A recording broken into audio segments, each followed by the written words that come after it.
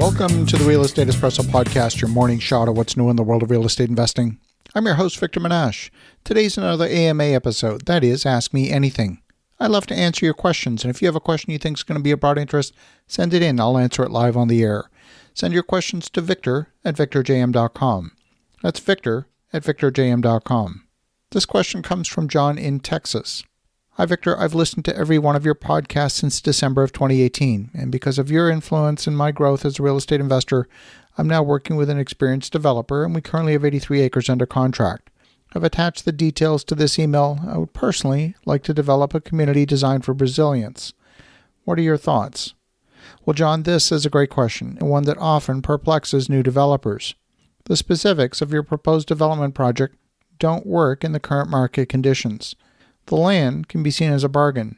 83 acres for $900,000 comes to $10,800 an acre, or about 25 cents a square foot. That's not quite free, but it's a very attractive price for raw land. The problem with the specific proposal you sent is that comparable sales in the area range from about $135 per square foot to $180 a square foot.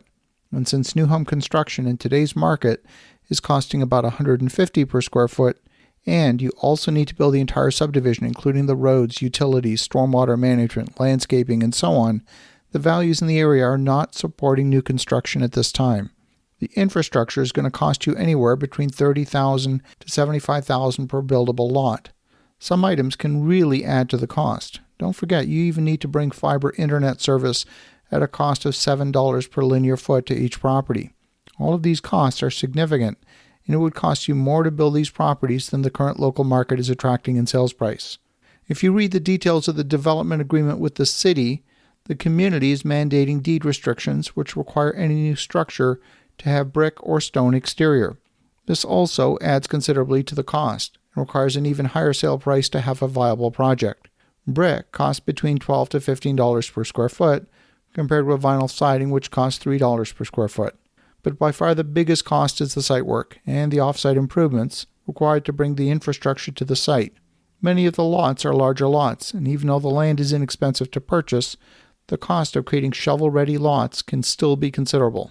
The value of the particular property about 30 miles outside of Dallas is going to vary as a function of time.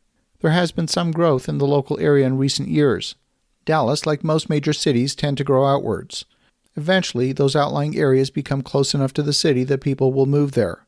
People move to the outlying areas for two major reasons. Number one, they're in search of lower-cost real estate because the cities become too expensive. Or number two, they prefer to have more space and be outside the city, but they want to be close enough they can drive into the city whenever they want to.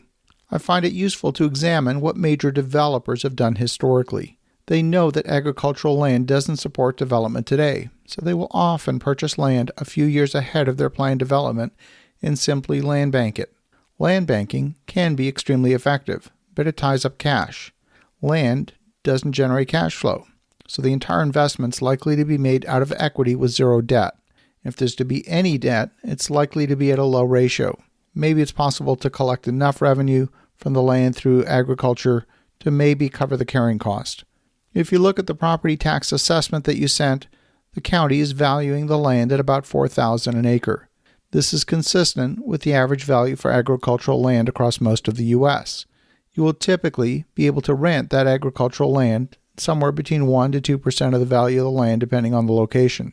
So there's not a lot of cash flow to cover the cost of ownership. There may reach a point in time when the city expands enough to encompass the rural areas of your property.